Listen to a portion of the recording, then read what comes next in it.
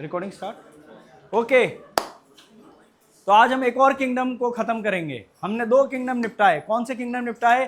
Monera और Protista. Let's go for fun guys. Fun guys जिसको हम बहुत ही नेगेटिव लाइट में देखते हैं, फफून बोलते हैं, लेकिन इस आदमी के अंदर बहुत सारे अच्छे गुण हैं, है कि नहीं है? बंद करो उसको, लाइट दरवाजा बंद करो जल्दी से, कोई डिस्टर्बेंस नहीं चाहिए। स्टाइलस किधर गया रे? हाँ,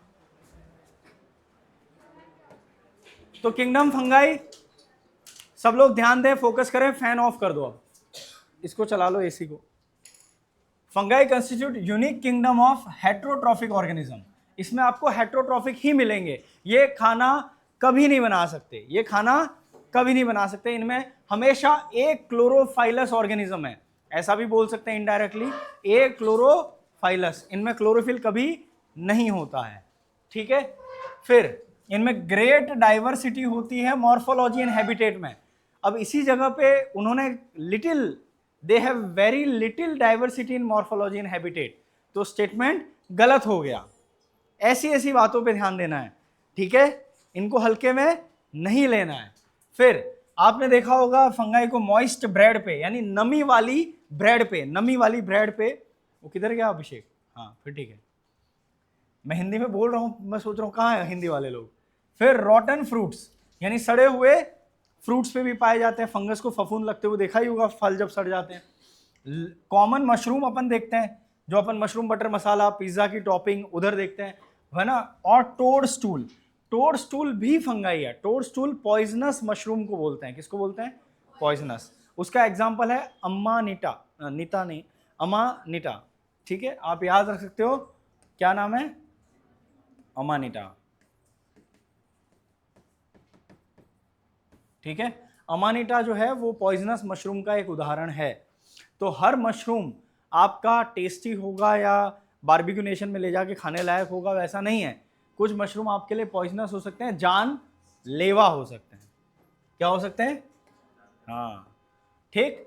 फिर जो हम मस्टर्ड के ऊपर व्हाइट स्पॉट्स देखते हैं, मस्टर्ड की पत्तियों पे, यानी सरसों की पत्तियों पे सफेद सफेद धब्बे देखते हैं, वो होता है अल्बुगो कैंडिडा की वजह से। किसकी वजह से? अल्बुगो कैंडिडा। कुछ लोग उसको अल्ब्यूगो बोलते हैं, डजंट मैटर, उसकी वजह से होता है ना। वो भी पैरासाइटिक फंगस है। फिर कुछ यूनिसेलुलर फंगाई हैं। अब देखो यहां पर यूनिसेलुलर फंगाई में अपन हमेशा, फंगाई यूकैरियोट तो है ही, है कि नहीं? है कि नहीं? है। अब उसके बाद यूनिसेलुलर फंगाई है यीस्ट। और यीस्ट का मतलब लोग समझते हैं कि सिर्फ सैक्रोमाइसिस सेरेविसी होता है, गलत। आपको याद होगा अपन एक और यीस्ट पढ़ते हैं माइक्रोब्स इन ह्यूमन वेलफेयर में, क्या नाम है उसका? मोनास्कस। मोनास्कस क्या बनाता है? मोनास्कस क्या बनाता है? स्टैटिन्स, है ना, स्टैटिन्स बनाता है। तो इनडायरेक्ट क्वेश्चन आ सकता है कि yeast produce, some of the yeast produce alcohol and some of the yeast produce cholesterol blockers, या इनहिबिटिंग सब्सटेंस या रिड्यूसिंग सब्सटेंस। तो आप बोलोगे सर ये कहाँ यीस्ट बनाता है? यीस्ट तो खाली दारू बनवा रहा था, आपने यही पढ़ाया हुआ है, या फिर ब्रेड में काम आता है। तो ऐसे कनेक्ट करना पड़ेगा। दूसरा सवाल यहां पर ठहराव के साथ समझो कि यीस्ट यूनिसेलुलर यूकैरियोट है, फंगाई यूकैरियोट है। अगर यूनिसेलुलर यूकैरियोट है तो इस आदमी को हमने प्रोटिस्टा में क्यों नहीं डाला बे? अगला सवाल समझ में आ रहा है मेरा? इसको यूनिसेलुलर यूकैरियोट होने के बाद आपने प्रोटिस्टा में क्यों नहीं डाला, फंगाई में क्यों रखा हुआ है? सेल वॉल का तो स्यापा भाई साहब, वहां सिलिका वाली भी सेल वॉल है।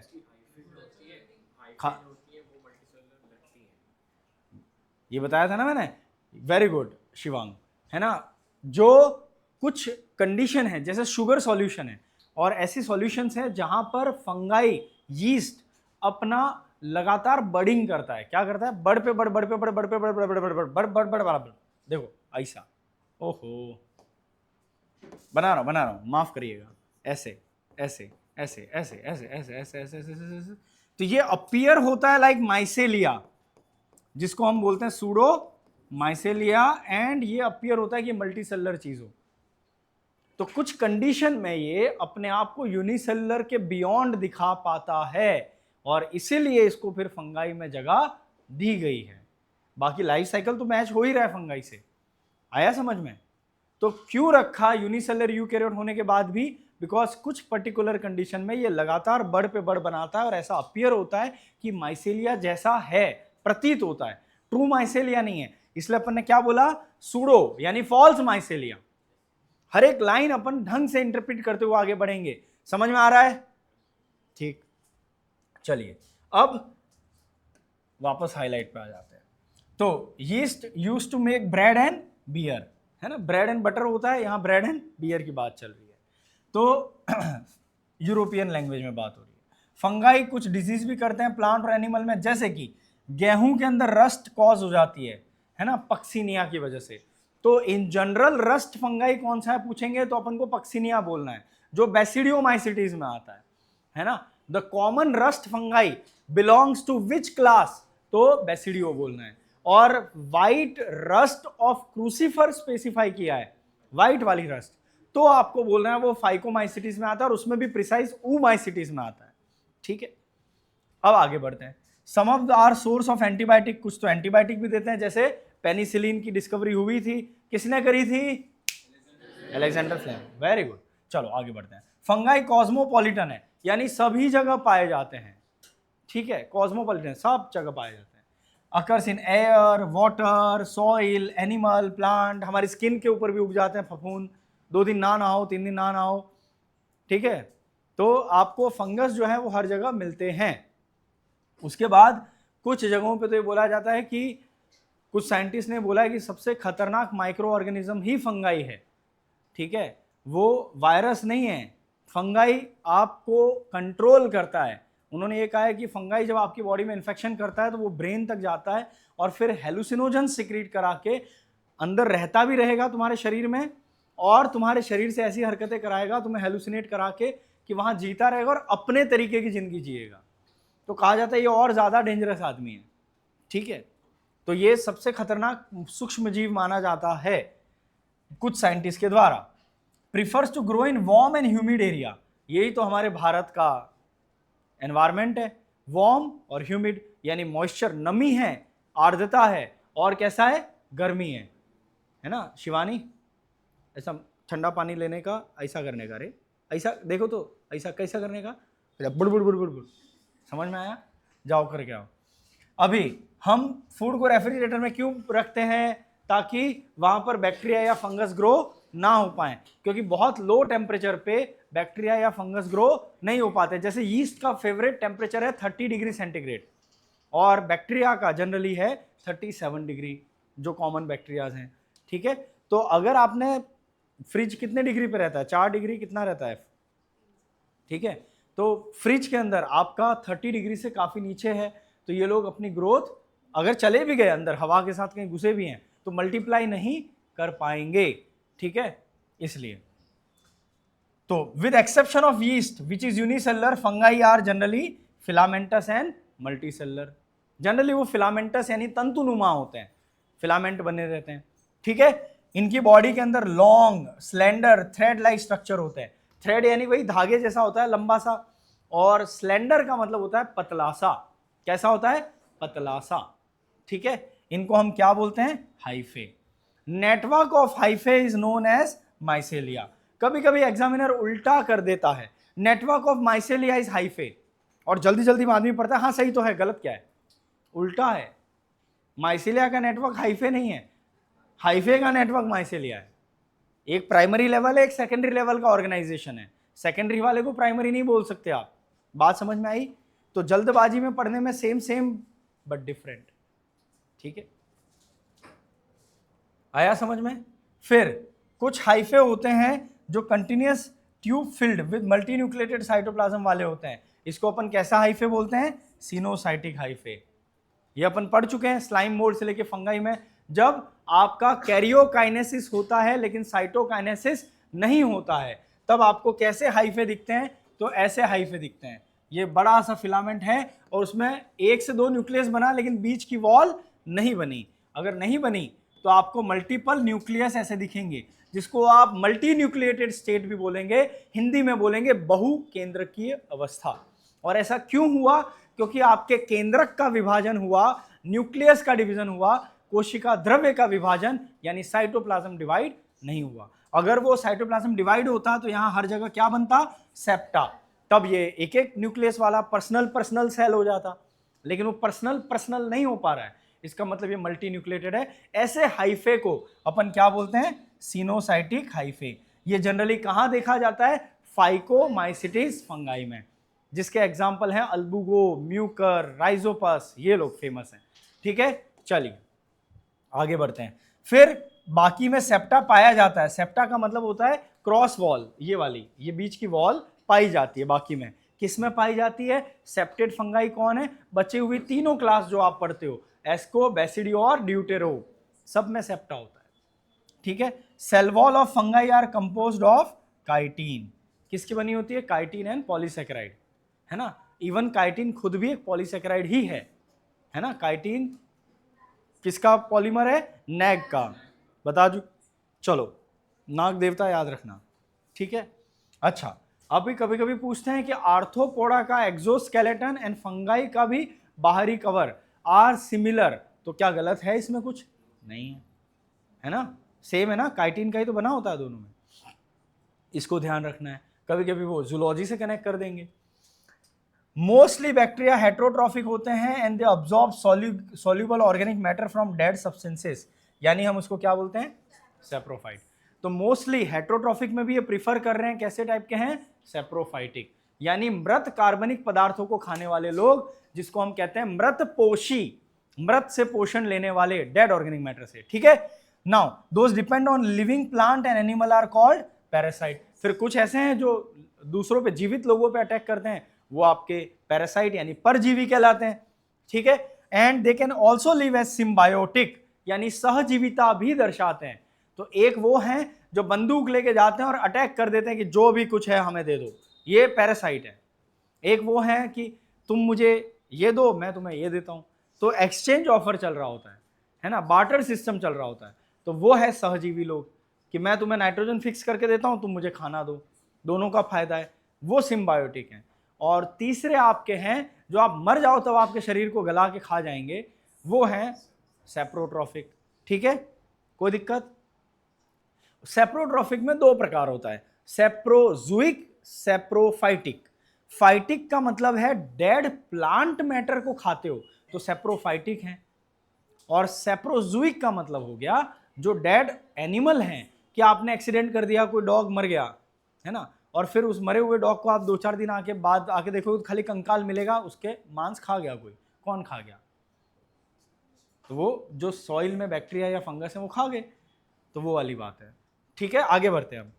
तो सिम्बायोटिक में दो एग्जांपल है, लाइकेन और माइकोराइजा। लाइकेन के बारे में हम आपको बता चुके हैं, सेंसिटिव होते हैं पॉल्यूशन से। कौन सा वाला pollution, air pollution. Air pollution में भी स्पेसिफाई किया था SO2 का पॉल्यूशन, राइट। तो जहां पर एयर पॉल्यूशन हुआ होगा वहां पर लाइकेन की ग्रोथ आपको नहीं दिखेगी, वो सेंसिटिव है, वो मर जाते हैं, वहां नहीं ग्रो हो सकते। जहां पर एयर पॉल्यूशन नहीं है, साफ आबो हवा है, वहां लाइकेन अच्छे से ग्रो होते हैं, जंगलों में अच्छे ग्रो होते हैं, जहां आपका गाड़ियां नहीं जा रही हैं, जहां पे पॉल्यूशन कम है। ठीक है, बात समझ में आ गई। तो ये पॉल्यूशन के इंडिकेटर यानी सूचक कहलाते हैं प्रदूषण के, वायु प्रदूषण के, टू बी स्पेसिफिक। लाइकेन किसका बना होता है, आल्गे और फंगाई का कॉम्बो है। ठीक है, आल्गे और फंगाई का, दादागिरी इसमें फंगाई की चलती है, आल्गे बेचारा जो बोलता है वो करता है, आल्गे खाना बना के देता है, फंगाई मेजर दादागिरी का काम करता है, प्रोटेक्शन करता है, मिनरल्स ला के देता है, फॉस्फोरस उसमें मेन है, नाइट्रोजन और फॉस्फोरस, और पानी ला के देता है। दूर दूर तक इसके हाइफे फैले होते हैं, कानून से भी लंबे हाथ है इसके, तो ये लेके आता है पानी, मिनरल सबको, और आल्गे को देता है, और आल्गे को कहता है तू चुपचाप खाना बना, काम पे मैं जा रहा हूं।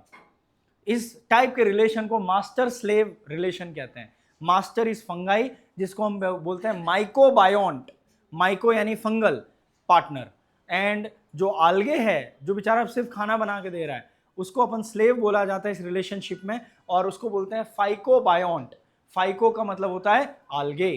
क्या ये बात समझ में आ गई सबको, इज दैट क्लियर। चलिए आगे बढ़ते हैं। तो अगला पॉइंट है अपना माइकोराइजा। माइकोराइजा में क्या होता है, माइको यानी फंगाई, राइजा यानी रूट ऑफ हायर प्लांट। तो हायर प्लांट की रूट उसके साथ, जैसे पाइनस का एग्जांपल अपने यहाँ दिया है, ऑर्किड है, इन सब के रूट्स के साथ ये एसोसिएट होते हैं और ये उनको वही मिनरल्स या पानी ला के देंगे, प्रोटेक्शन देंगे और उनसे खाना मांगेंगे। ठीक है, तो ये रिश्ता क्या कहलाता है? सबका साथ सबका विकास, है ना? क्यों विकास? सबका है ना? नहीं। अब फंगाई में विकास से आगे बढ़ के रिप्रोडक्शन पे चलते हैं। पहला तरीका है वेजिटेटिव तरीका, एक वेज तरीका है, फिर आगे नॉन वेज तरीका है। तो वेज मीन्स का मतलब होता है कायिक जनन की बात हो रही है। किसकी बात हो रही है? कायिक जनन। तो उसमें आता है आपका फ्रेगमेंटेशन, जिसको हम कहते हैं विखंडन, कि जिसमें फ्रेगमेंट टुकड़े टुकड़े हो गया और फिर से रीग्रो कर गया। ठीक है। दूसरा है फिशन, यानी स्प्लिट करना, एक से दो में स्प्लिट करना। फिशन यीस्ट होते हैं जिनको शाइजोसैक्रोमाइसिस कहते हैं। सैक्रोमाइसिस के अलावा भी एक और जीनस है शाइजोसैक्रोमाइसिस, उसमें शाइजो लग जाता है। शाइजो वर्ड का मतलब भी होता है स्प्लिट होना। तो यीस्ट में फिशन यीस्ट भी होते हैं और बडिंग यीस्ट भी होते हैं। यीस्ट के बहुत सारे प्रकार हैं। फिर आपके बडिंग वाले यीस्ट, ये तो पता ही है अपन को, हिंदी में इसे मुकुलन की क्रिया कहा जाता है। एसेक्सुअल, अलैंगिक प्रजनन किसके थ्रू होता है? स्पोर्स के थ्रू। उसमें कौन से स्पोर्स हैं? Conidia, sporangiospores and zoospores. ठीक है। अब यहां पर इन्होंने स्पोरेंजियो और जूस्पोर ऐसे लिखा हुआ है। बाकी स्पोरेंजियो के अंदर दो प्रकार जनरली दिखाए जाते हैं, एक जूस्पोर यानी मोटाइल स्पोर और एक आपके एप्लानोस्पोर जो कि नॉन मोटाइल होते हैं। स्पोरेंजियोस्पोर जो होते हैं वो कवर के अंदर बनते हैं गुंबद जैसे, तो उसको अपन एंडोजिनस स्पोर बोलते हैं और ये हैप्लॉइड होते हैं इन जनरल। ठीक है।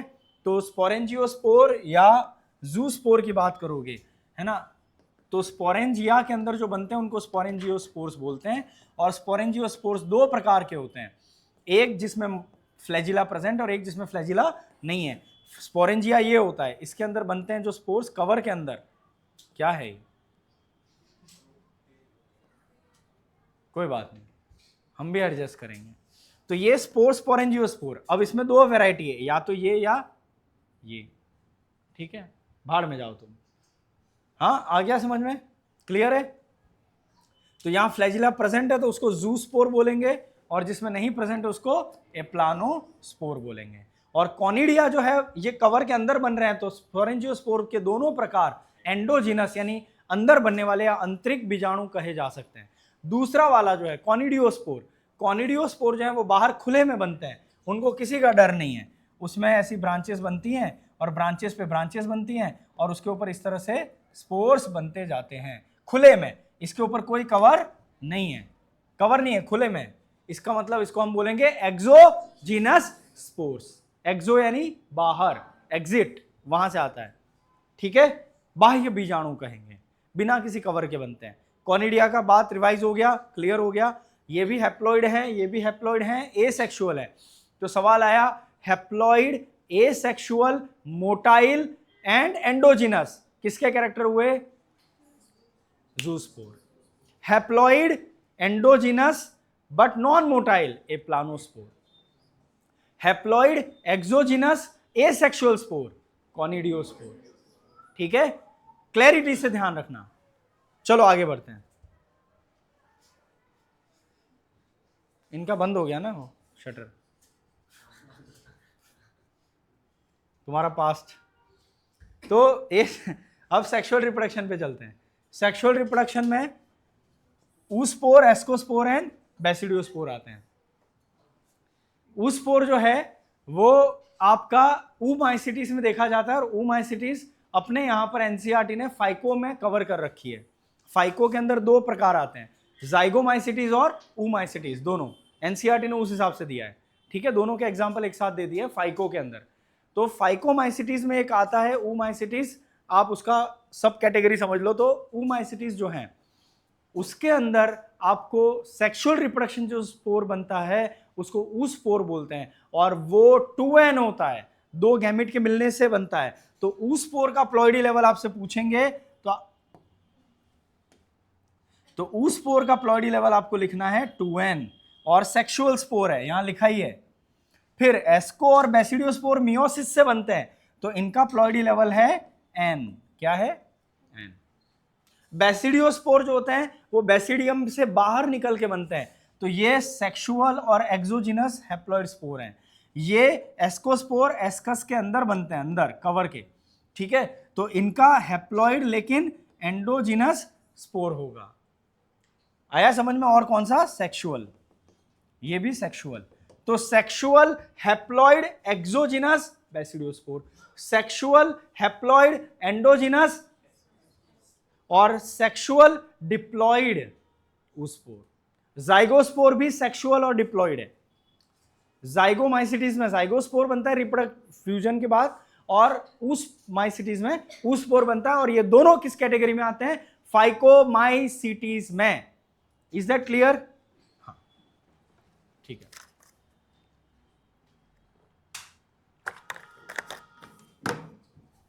बाद में मैं आपको एक टेबल शेयर कर दूंगा बना के, मैंने बनवा दी किसी बैच में तो बनवाई भी है, वो आपको शेयर कर दूंगा इसी टाइप की चीजों की, ठीक है।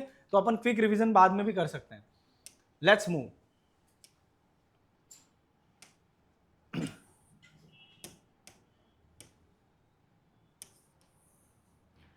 अब जो सेक्सुअल रिप्रोडक्शन होता है, हमने पिछले स्लाइम मोल्ड में भी पढ़ा था कि जहां स्पोर बनते हैं लोअर ऑर्गेनिज्म में, उसी को फ्रूटिंग बॉडी या कार्प बोला जाता है, ठीक है। फ्रूटिंग बॉडी किसको बोला जाता है?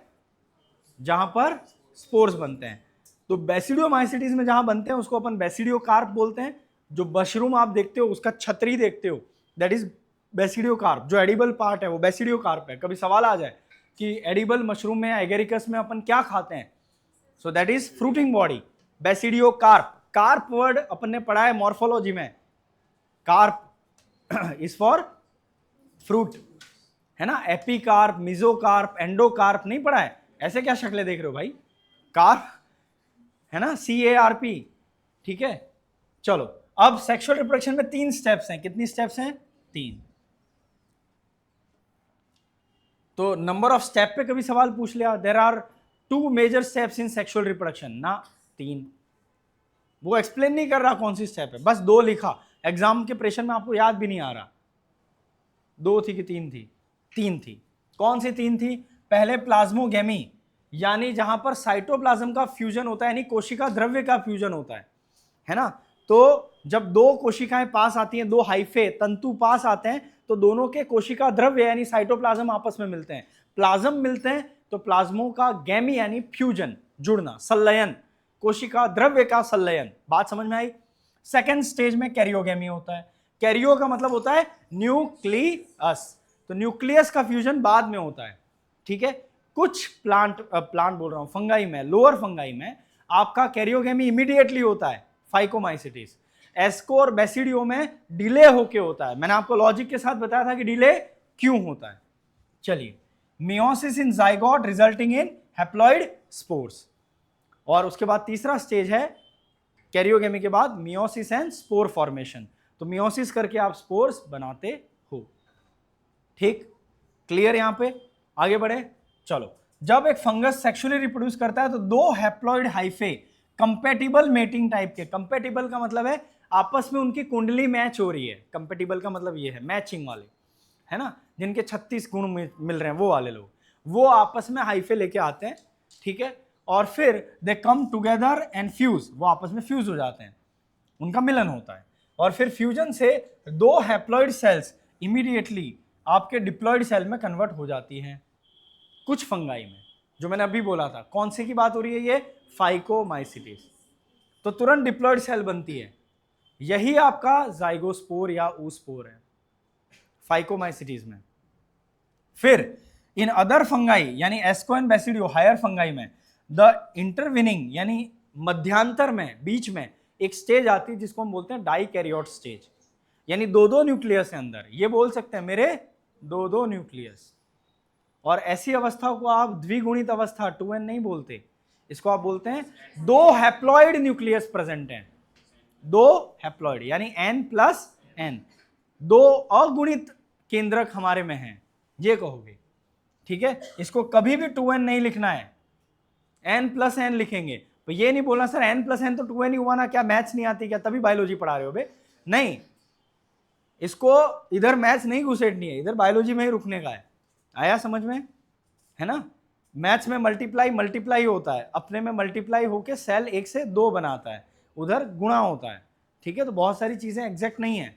फिर इसको अपन बोलते हैं डाइकैरियन, हिंदी में बोलेंगे द्विकेंद्रकीय अवस्था, दो केंद्रक लेके जी रहा है, ठीक है। और इसको फेज को बोलते हैं डाइकैरियो फेज ऑफ फंगस। बाद में जाके वो दोनों न्यूक्लियस आपस में फ्यूज होंगे, डिप्लॉइड बनेगा।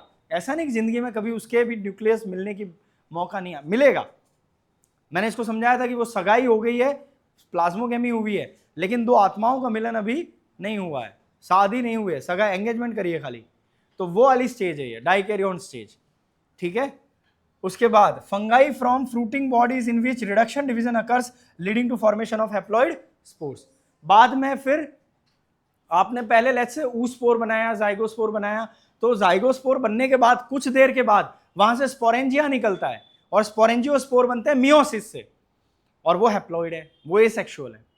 जाइगोस्पोर डिप्लॉइड था। वैसे ही यहां पर बेसिडियो या एस्को के अंदर मिलने पे जो 2n बनता है उसमें कोई स्पोर नहीं बनता, उस टाइम नहीं बनता, उसमें 2n वाली स्टेज मियोसिस करती है और फिर स्पोर बनाती है, इसलिए वहां पर हैप्लॉइड स्पोर है। लॉजिक है कि कहीं पे डिप्लॉइड स्पोर कहीं पे हैप्लॉइड स्पोर क्यों है, ठीक है। आया समझ में? इन्होंने बाद में बनाए, मियोसिस के बाद स्पोर बनाए, मियोसिस यानी अर्धसूत्री विभाजन हुआ तो वो 2n से n बनाएगा। यहां तक बात क्लियर है?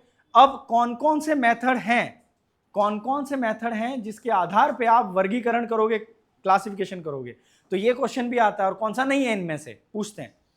तो मॉर्फोलॉजी ऑफ माइसेलिया, यानी जो माइसेलिया है उसका आकारिकी। दूसरा मोड ऑफ स्पोर फॉर्मेशन, यानी जो स्पोर बना रहे हो उसका तरीका है ना, कौन सा स्पोर बना रहे हो। और तीसरा फ्रूटिंग एंड फ्रूटिंग बॉडी तो उसी में आ गया, and are the basis of division of classification. तो तीन चीजें बताई हैं, मॉर्फोलॉजी ऑफ माइसेलिया, स्पोर बनाने का तरीका और फ्रूटिंग बॉडी का तरीका, ठीक है। क्लियर? कोई दिक्कत? इन तीन के अलावा चौथा गलत डाल देंगे और पूछेंगे कौन सा इनमें से आधार नहीं है फंगाई के क्लासिफिकेशन का, वर्गीकरण का, ठीक है। All good? चलो अब चलते हैं सीधा क्लासेस ऑफ फंगाई पे।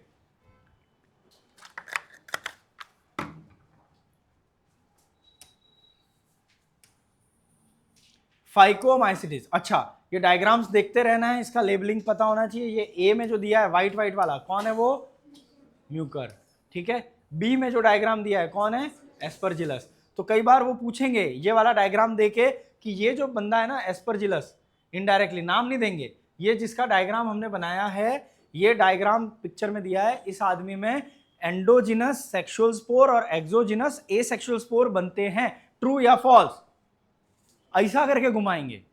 इस लेवल तक सोचने का है, बात समझ में आई? एग्जामिनर यहां से यहां कनेक्ट करे, नाम ही नहीं बता रहा कौन है, तो पहले तो तुम्हें यह समझना है कि ये पिक्चर है किसकी। एस्परजिलस आता है एस्कोमाइसिटीज में, एस्कोमाइसिटीज में क्या बनता है, कॉनिडियोस्पोर एसेक्सुअली, यानी एक्सोजिनस एसेक्सुअल स्पोर, और एस्कोस्पोर बनते हैं वो कवर के अंदर, यानी एंडोजिनस सेक्सुअल स्पोर।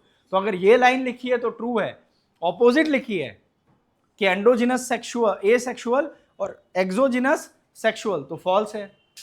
बात समझ में आई? इस तरह के क्वेश्चन भी आते हैं और आपको उतनी क्लैरिटी होनी चाहिए। अंदर से ही रहा है लेकिन टफ लगता है क्वेश्चन। तो पहले किसकी डायग्राम है, ये किसका डायग्राम है, ये किसका है, ये किसका है, पता हो ना। ये अपना कौन है, मशरूम, ये तो पता ही है, एगेरिकस है ना। चलो तो ये ध्यान देना इन चीजों पे और गड़बड़ ना करना। क्या है, इसको क्या समस्या है भाई? हाईलाइट पे आ जाते हैं। तो फाइकोमाइसिटिस, इसमें फाइको वर्ड का मतलब आल्गे होता है। क्या होता है? ये मेंबर्स एक्वेटिक होते हैं और कुछ आल्गे लाइक फीचर रखते हैं। ऑल्दो एनसीईआरटी ने पूरा डिस्क्रिप्शन दिया नहीं है, बाकी इनकी जो सेल वॉल है कुछ की, वो भी आल्गे की तरह होती है, सेल्यूलोज की, ना कि काइटिन की। लेट मी टेल यू, अपन बोलते हैं फंगाई में काइटिन की सेल वॉल है ना, लेकिन इनमें कुछ है फंगाई जिनकी सेल वॉल आल्गे की तरह सेल्यूलोज की, प्लांट की तरह सेल्यूलोज की होती है। तो इनके कुछ फीचर आल्गे से मैच होते हैं, इसीलिए इनका नाम रखा गया है फाइकोमाइसिटिस। तो फंगल क्लास के लिए लगता ही है। बात समझ में आई? ठीक है। पर अपने को हमेशा पूछेंगे फंगाई में सेल वॉल किसकी है, तो क्या बोलना है, काइटिन ही बोलना। बाद में मेरे पे मत आना कि आपने बोला था सेल्यूलोज, ठीक है। मैं तो सेल्यूलोज टिक करके आ गया भाई, वो कुछ हैं, मेजरली काइटिन है। तो इसके कहाँ पाए जाते हैं, aquatic habitat, decaying would, decay का मतलब है क्षीण होती हुई, खत्म होती हुई जो लकड़ी है ना, खराब होती हुई लकड़ियां हैं, मॉइस्चर पकड़ लेती है, नमी पकड़ लेती है, वहां पर ये ग्रो होते हैं, है ना, मॉइस्ट एंड डैम्प प्लेसेस, यानी वही नमी वाली जगहों पे ग्रो होते हैं, ठीक है। या फिर ये ऑब्लिगेट पैरासाइट होते हैं प्लांट पे। ऑब्लिगेट वर्ड का मतलब होता है कंपल्सरी, स्ट्रिक्टली, यानी ये सिर्फ पैरासाइटिक मोड इनको जीवन में आता है, सेप्रोट्रॉफिक मोड इनको नहीं आता। ऐसे भी हैं जैसे कि अल्बुगो कैंडिडा है ही। तो माइसेलियम इनका कैसा होता है, एसेप्टेट, यानी इनमें सेप्टा नहीं, अभी जो मैंने लंबा सा बनाया था माइसेलिया, मल्टी न्यूक्लिएटेड, बहुकेंद्रकीय, वही वाला। सिनोसाइटिक उसी को कहते हैं। एसेक्सुअल रिप्रोडक्शन जूस्पोर से, यानी मोटाइल या एप्लानोस्पोर से, जो कि नॉन मोटाइल स्पोरेंजियोस्पोर्स हैं, उनसे होता है। यह भी अपने डिस्क्रिप्शन दे ही दिया था। उसके बाद ये स्पोर कैसे बनते हैं, एंडोजिनस इन स्पोरेंजिया, यही बताया था मैंने। स्पोरेंजिया के अंदर दो प्रकार आते हैं, एक मोटाइल स्पोर, एक नॉन मोटाइल स्पोर। मोटाइल वाले जू स्पोर, जू का मतलब मोटाइल, जूलॉजी में जो पढ़ते हैं वो जानवर है, जानवर मोटाइल होता है कि नहीं होते हैं, जहां मोटाइल है वहां जू लगता है, ठीक है। और एप्लानोस्पोर नॉन मोटाइल है, लेकिन दोनों एंडोजिनस हैं, दोनों एसेक्सुअल है, ये ध्यान रखना। एक ही डिफरेंस है, क्या, मोटाइल या नॉन मोटाइल। फिर जाइगोस्पोर एक बनता है by fusion of two gamete. अगर आदमी कह रहा है कि दो गैमेट के मिलने से जाइगोस्पोर बन रहा है, नाम ही जाइगोट से आया है, जाइगोट वाला स्पोर, पेयरिंग हुई है, तो इसका मतलब ये 2n है, इनडायरेक्टली एनसीईआरटी कह रहा है। आपने आज तक जब भी दो गैमेट का फ्यूजन देखा है, क्या बनता है, हैप्लॉइड बनता है कि डिप्लॉइड बनता है, ये तो कॉमन सेंस है ना। तो इसका प्लॉइडी लेवल पूछे तो ये नहीं बोल सकते सर कहां दिया है एनसीईआरटी में 2n, भाई लैंग्वेज पकड़ो, रीड बिटवीन द लाइंस। तो ये आपका 2n, छोड़ो तुम समझ गए ना। तो this gametes are similar in, अब इनके गैमेट सिमिलर मॉर्फोलॉजी वाले भी हो सकते हैं, तो आइसोगैमी बोलते हैं, है ना। या फिर डिसिमिलर हुए तो एनाइसोगैमी, या कुछ में उगैमी होता है, ये अपन पढ़ चुके हैं। नाउ कुछ कॉमन एग्जांपल, म्यूकर, राइजोपस जिसको अपन ब्रेड मोल्ड भी बोलते हैं, है ना, और अल्बुगो जिसको, जो कि आपकी मस्टर्ड पे आपकी वाइट स्पॉट्स बनाती है, ठीक है। तीनों चीज अपन पढ़ चुके हैं, आगे बढ़ते हैं। फेमस एग्जांपल है राइजोपस और स्ट्रेंजर थिंग्स आर हैपनिंग, अपने आप हाईलाइट हो रहा है, धीरे धीरे हो गया आपका। बढ़ो आगे, चलो अब आपका एस्कोमाइसिटीज पे आते हैं। इनको अपन कॉमनली क्या नाम दिए हैं, सैक फंगाई। सैक का मतलब होता है छोटे से बैग जैसा। अब इसके ऊपर नाम, एस्कस वर्ड का मतलब ही सैक है, छोटा सा बैग। क्यों नाम दिया इसके, क्योंकि इसकी लाइफ का सबसे इंपॉर्टेंट इवेंट कैरियोगैमी और मियोसिस, जो दोनों नर और मादा युग्मक का फ्यूजन है, मिलन है, शादी है, और मियोसिस करके बीजाणु बना रहे हैं, स्पोर्स, वो कहां होता है, एस्कस के अंदर। जब तक एस्कस नहीं बनेगा तब तक इनका मिलन नहीं होगा, ये रूल है। बैसिडियोमाइसिटीज में बैसिडियम में होता है, तभी नाम बैसिडियो आया है उनका। तो इनके नामकरण के अंदर जिस स्ट्रक्चर का नाम है वो बहुत इंपॉर्टेंट स्ट्रक्चर है इनके जीवन का, इसलिए नाम है। अब इसमें मोस्टली मल्टीसेलर होते हैं, पेनिसिलियम, रेयरली यूनिसेलर जैसे कि यीस्ट, अपन एक्सप्लेन कर ही चुके हैं। सैक्रोमाइसिस, ये सेप्रोफाइटिक यानी डेड ऑर्गेनिक मैटर को खाने वाले, या डीकंपोजर यानी अपघटक, मरी हुई चीजों को खाते हैं जिसको अपघटक कहते हैं, है ना, वो लोग। पैरासाइटिक या कॉप्रोफाइलस, अब कॉप्रोफाइलस ग्रोइंग ऑन डंग यहां दिया है, लेकिन कॉप्रोफाइलस म्यूकर भी है, म्यूकर भी डंग पे ग्रो होता है, उसको डंग मोल्ड नाम दिया है, गोबर वाला फंगस, है ना, वो ब्लैक फॉरेस्ट केक जैसा गोबर के अंदर उग जाते हैं वो, ठीक है। तो म्यूकर तो फेमस आदमी है, और यहां पर भी ग्रोइंग इन डंग है। तो एक्चुअल में इधर लिखा है, लेकिन वो भी एग्जाम्पल तो हैं, डीकंपोजर से लेके सारे। इनका माइसेलियम ब्रांच्ड होता है, कैसा होता है, ब्रांचेस, शाखाएं होती है माइसेलिया में, और सेप्टा पाया जाता है। अगर सेप्टा होगा तो इसमें न्यूक्लियस कितना होगा, एक या दो, दो क्यों, डाइकैरियोट स्टेज वाला, ठीक है। अब इनके एसेक्सुअल स्पोर्स की बात करी है। एसेक्सुअल स्पोर्स इनमें कैसे होते हैं, कॉनिडिया अपन डिस्कस कर चुके हैं, है ना, अभी एस्परजिलस के नाम पे मैंने बताया ही था।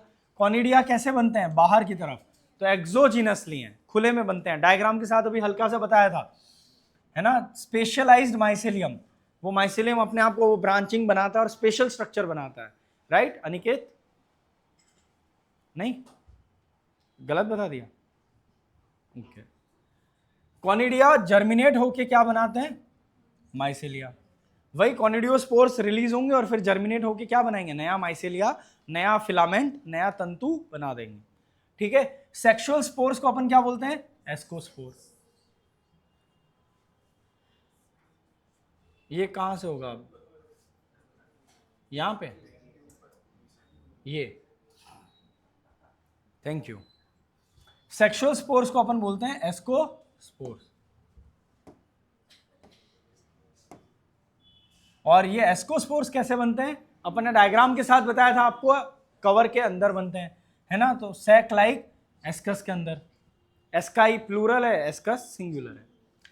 ये जो एस्काई होते हैं उसमें डिफरेंट टाइप की फ्रूटिंग बॉडी बनती है जिसको अपन क्या बोलते हैं? एस्कोकार। उसके टाइप्स यहाँ नहीं दिए हैं, क्लेस्टोथेसियम, एपोथेसियम, ऐसे अलग अलग शेप हैं। क्लोज्ड स्ट्रक्चर होता है तो क्लेस्टो नाम आता है ना, कप शेप होता है तो अलग नाम आता है, ऐसे करके हैं। पर वो आपके सिलेबस के बाहर की चीज़ है, इसलिए अपन उसमें नहीं घुस रहे हैं। पर उसके जो बॉडी बनती है एस्कोकार्प फ्रूटिंग बॉडी, उसके अलग अलग शेप रहते हैं, ठीक है। उसको एस्कोकार्प बोलते हैं। कार्प का मतलब फ्रूटिंग बॉडी, फ्रूटिंग बॉडी मतलब लोअर ऑर्गेनिज्म में फ्रूटिंग बॉडी का मतलब क्या होता है Pankaj ji?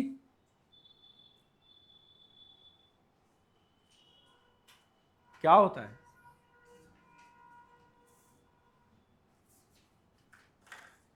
Spore forming body, है ना।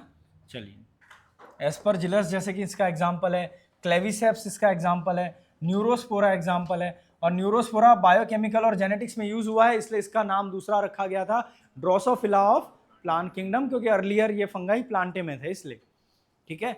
बाकी आप कह सकते हो कि ड्रोसोफिला ऑफ फंगल किंगडम भी अब अपडेटेड वे में कह सकते हो।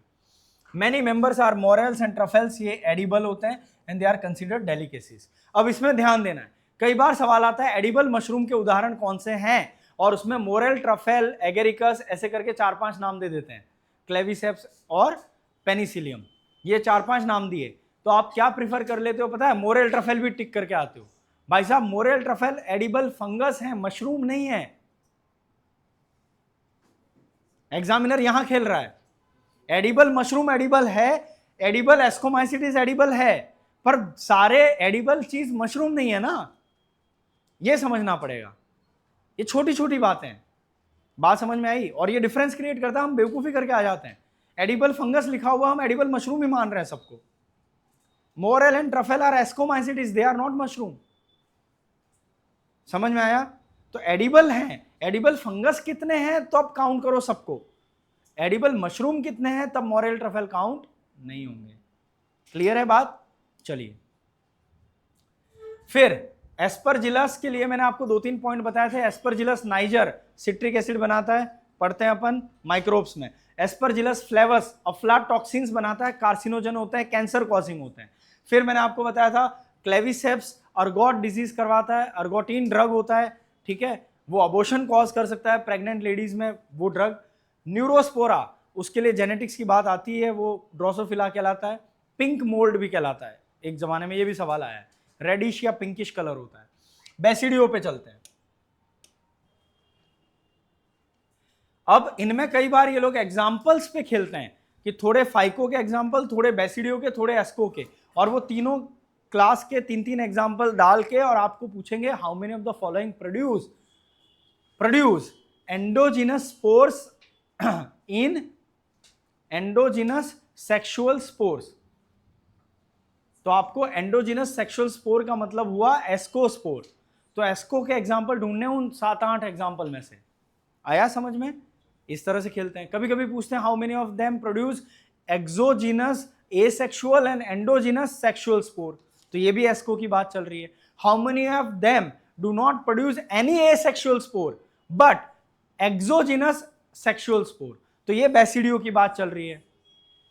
आई बात समझ में? How many of them produce sexual diploid spores, तो फाइकोमाइसिटिस की बात चल रही है। इस लेवल पे क्लैरिटी जब तक नहीं होगी वो फंसाते रहेंगे और आप फंसते रहोगे। एग्जाम्पल भी याद होने चाहिए, सेक्सुअल एसेक्सुअल स्पोर्स का एक्सोजिनस या एंडोजिनस याद होना चाहिए, उसकी प्लॉइडी लेवल याद होनी चाहिए, और वो सेक्सुअल है कि एसेक्सुअल है ये भी याद होना चाहिए। Is that clear? टाइम देना पड़ेगा, याद रखना पड़ेगा, मेमोरी वाली चीज है, देना पड़ेगा। फिर बेसिडियो पे डिटेल में चलते हैं। चलो, वही बेसिडियो नाम आया है क्लब शेप से, क्लब शेप का होता है, और बेसिडियम स्ट्रक्चर जिसको अपन बोलते हैं, और उसी स्ट्रक्चर में इसका इंपॉर्टेंट इवेंट कैरियोगेमी और मियोसिस होता है, इसलिए बेसिडियोमाइसिटिस नाम पड़ा है। ठीक है, इनको कॉमनली अपन मशरूम कहते हैं, ब्रैकेट फंगाई, पफ बॉल, ये सब इसमें आते हैं। मैंने एक्सप्लेन करा था, पफ जैसी बॉल्स होती हैं और इसको मतलब ऐसी बॉल्स जैसा होता है, और इसको प्रेस करो तो वो प्रेस करके अपने पफ की तरह स्पोर्स निकालता है ना, जैसे आप परफ्यूम को ऐसे प्रेस करते हो तो पफ ऑफ परफ्यूम निकलता है, वैसा तो उसको पफ की बॉल्स बोला जाता है, वो स्पोर्स ऐसे निकाल रहे होते हैं। ठीक है, फिर ये सॉइल, लकड़ी पे, ट्री के स्टम्प्स पे यानी तने पे वहां ग्रो होते रहते हैं। लिविंग प्लांट बॉडी पे पैरासाइट की तरह भी रहते हैं, जैसे रस्ट और स्मट, है ना। स्मट का मतलब होता है धूल के कण, स्मट वर्ड का मतलब क्या होता है, धूल के कण जैसे लगते हैं ये फंगस का ग्रोथ, इसलिए नाम पड़ा है स्मट फंगाई। किसको बोलते हैं? यूस्चिलागो को। रस्ट यानी जंग लग गया हो ऐसा प्रतीत होता है, उसको अपन रस्ट फंगाई कहते हैं। ठीक है, वो किसका नाम है? पक्सीनिया। ठीक है, चलो, माइसेलियम ब्रांच और सेप्टेटी होता है हायर लोग में। Asexual spore generally not found, इनमें एसेक्सुअल स्पोर जनरली नहीं पाए जाते हैं। ठीक है, तो ना यहाँ कॉनिडिया घुसेड़ना ना स्पोरेंजिया घुसेड़ना है।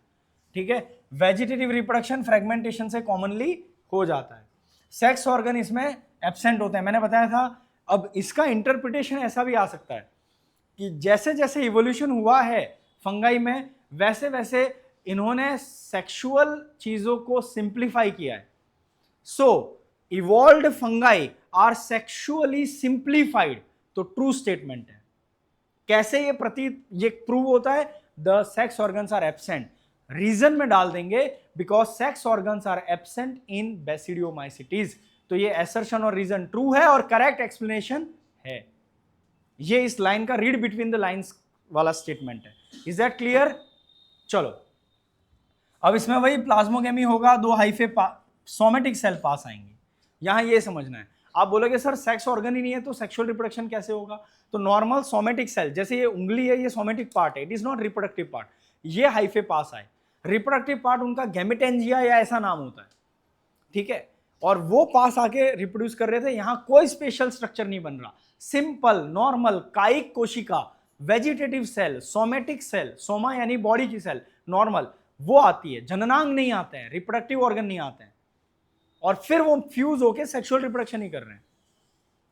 तो जरूरी नहीं कि सेक्सुअल रिप्रोडक्शन में सेक्स ऑर्गन इन्वॉल्व हो, ये कहना चाह रहे हैं। ये बात भी क्लैरिटी से पता होनी चाहिए।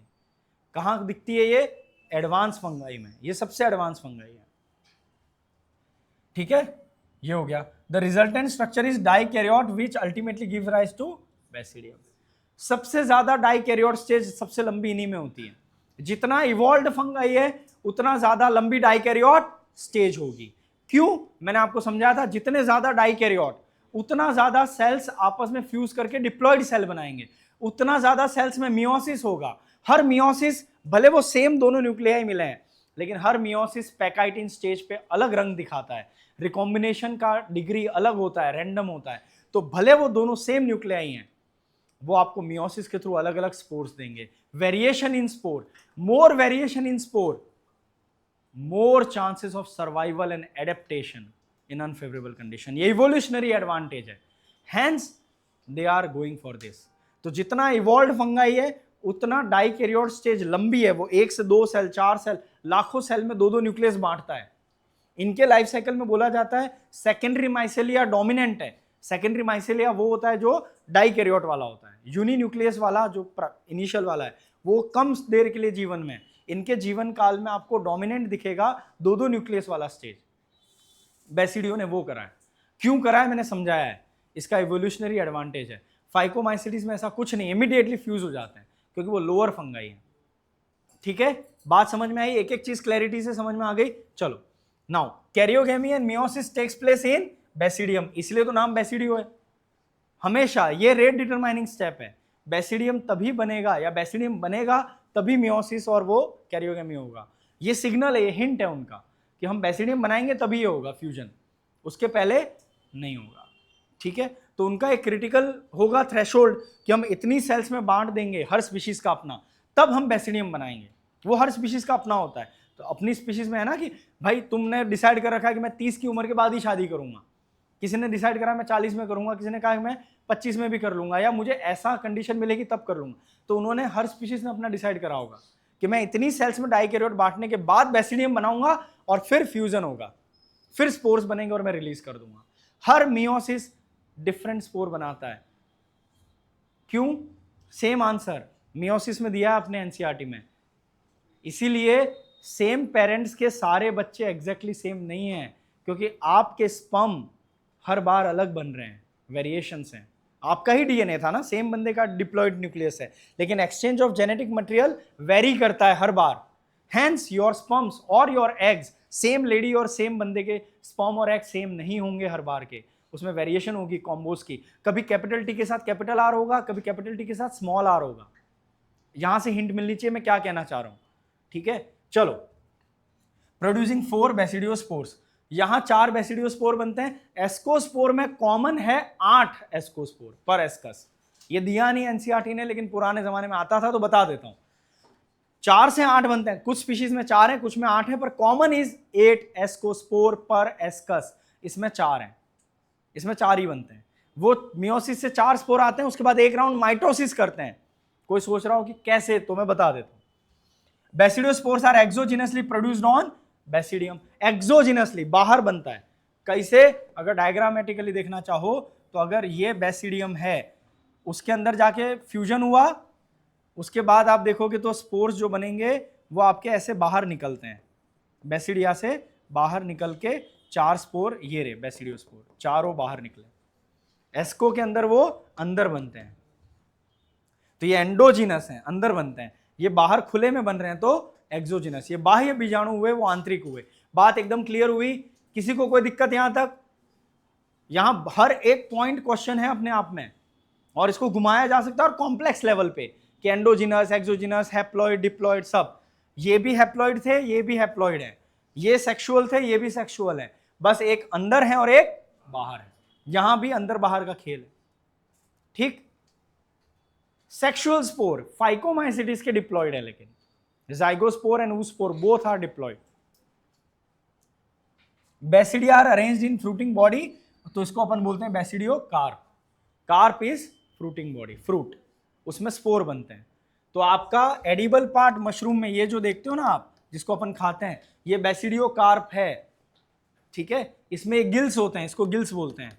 यहाँ पे जो धारियां होती हैं, इसी के ऊपर ये बेसिडियम लटकते हैं और इस पे बेसिडियोस्पोर्स बनते हैं, और फिर हवा आती है और ये बेसिडिया स्पोर्स रिलीज हो जाते हैं।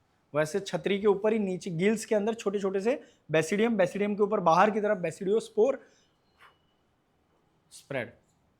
बहुत ही पतली डंडी से एकदम इजीली हवा के साथ जा पाए, ऐसी हल्की सी डंडी से कनेक्टेड रहता है। यानी ये जो डंडी है वो बहुत थिन होती है, इजीली चला जाता है। ठीक है। कॉमन मेंबर क्या है? एगेरिकस, मशरूम, यूस्टिलागो, स्मट, धूल जैसा, पक्सिनिया, रस्ट, जंग जैसा। कहा जाता है वीट या उसकी फैमिली में black rust, brown rust, yellow rust, सभी प्रकार की रस्ट पाई जाती है, और वो कौन कराता है? पक्सिनिया की अलग अलग स्पीशीज हैं। ठीक है, आया समझ में? ऐसे ही स्मट भी अलग अलग टाइप का, वैरायटी का स्मट आपका अलग अलग टाइप के गेहूं की फैमिली में, बाजरा, गेहूं, उनकी फैमिली में कराया जाता है। स्मट और रस्ट में क्या फर्क है? एक का धूल के कण जैसा वर्ड है तो उसके लिए स्मट वर्ड आता है। बात समझ में आ गई? कोई दिक्कत यहां तक? Done with basidio. बेसिडियो में की पॉइंट, ए सेक्सुअल स्पोर नहीं थे, सेक्स ऑर्गन नहीं थे। सेक्सुअल स्पोर बने, बाहर की तरफ बने, और 4 बने, जिनको हम बोलते हैं बेसिडियोस्पोर्स। एस्कोमाइसिटिस के की पॉइंट, उसमें ए सेक्सुअल रिप्रोडक्शन कॉनिडिया से था, जो कहां पे बनते हैं? कॉनिडिया बाहर, exogenous, haploid exogenous, A sexual. And जब रिप्रोडक्शन होता है तो सेक्सुअल रिप्रोडक्शन के बाद जो स्पोर बने वो एस्कस के अंदर बने, एस्कोस्पोर। तो वो 4 या 8 एस्कोस्पोर जो बने वो कवर के अंदर बने, हैप्लॉइड। मियोसिस के बाद बने तो हैप्लॉइड, सेक्सुअल, एंडोजिनस। ठीक है, की पॉइंट क्लियर हो गए दोनों के पैरेलली। और फाइकोमाइसिटिस के सेक्सुअल स्पोर्स होते हैं zygo and oospore which are 2n diploid, gametes के फ्यूजन से बन रहे हैं, और चारों ओर हार्ड वॉल बनती है तो आप स्पोर बोल देते हो, बस उतना ही है। ठीक है, बढ़े आगे।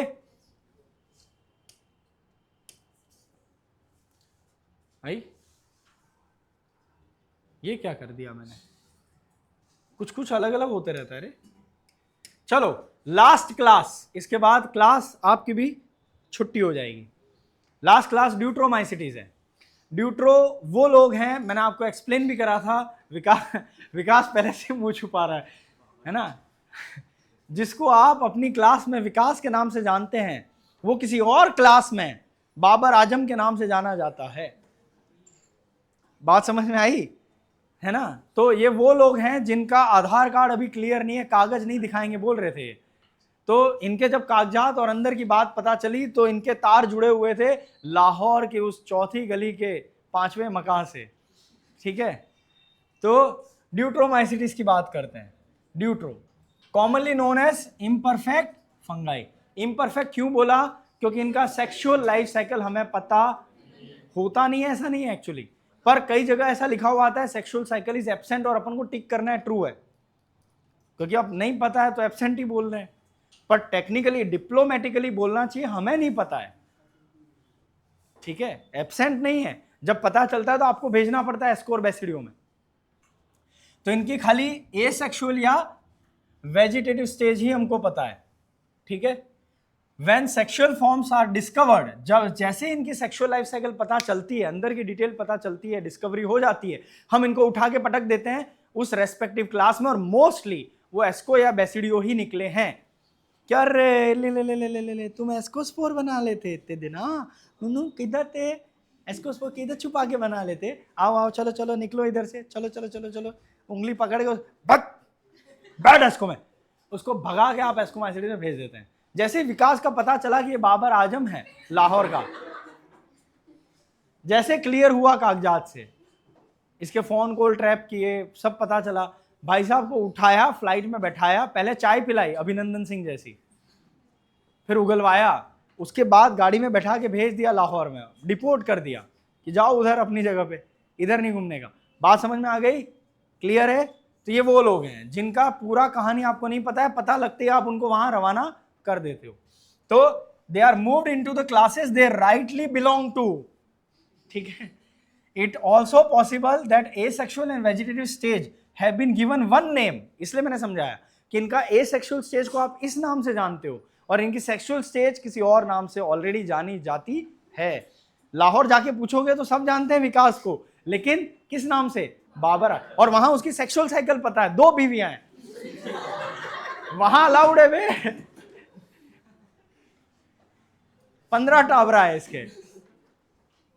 आगे बढ़ते हैं, ड्यूट्रोमाइसिटिस। ठीक है, एंड द सेक्सुअल स्टेज है ना is another name, another class, दूसरी क्लास में पाकिस्तान में दूसरे नाम से जाना जाता है और वो सेक्सुअल स्टेज है।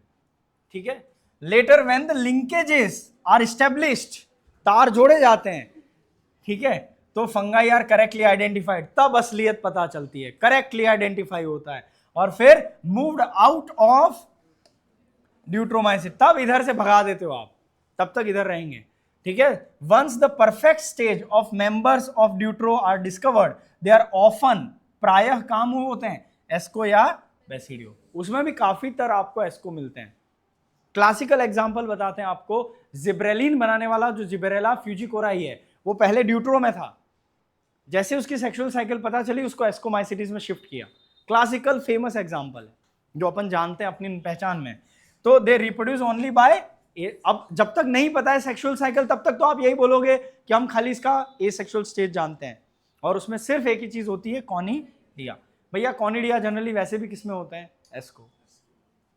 तो यही हिंट मिल रही है आपको। Mycelium is septate and branch, ascomycetes वाले कैरेक्टर चिपकाने हैं भाई, और कुछ नहीं है।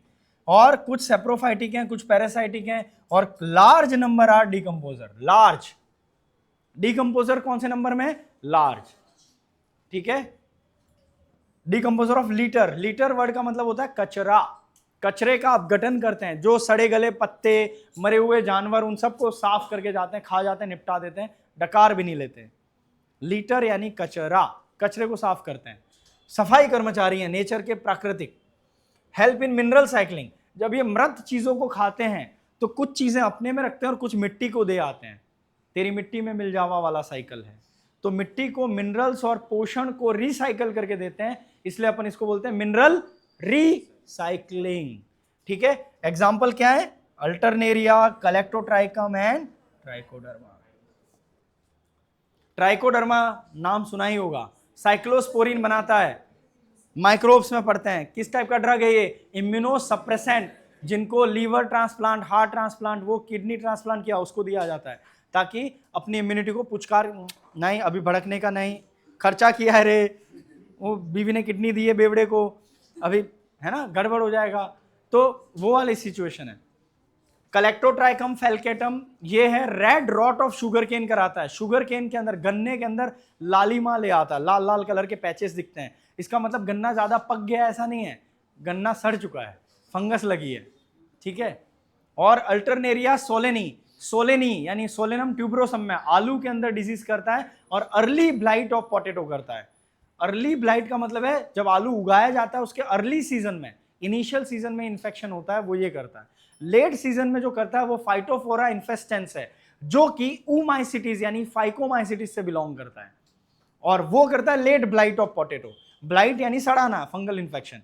लेट का मतलब है आलू उगाने के सीजन में लेट इन्फेक्शन हो तो लेट ब्लाइट, अर्ली हो जाए तो अर्ली ब्लाइट।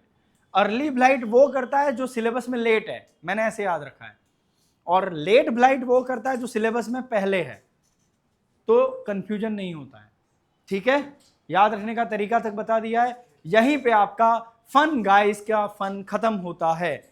आप सभी अपने फन को लेके घर जाएं, पढ़ाई करें, रिवाइज करें। समझ में आया कि नहीं आया? yes, मैं नहीं सुनिया। yes, जय बात, बाय बाय।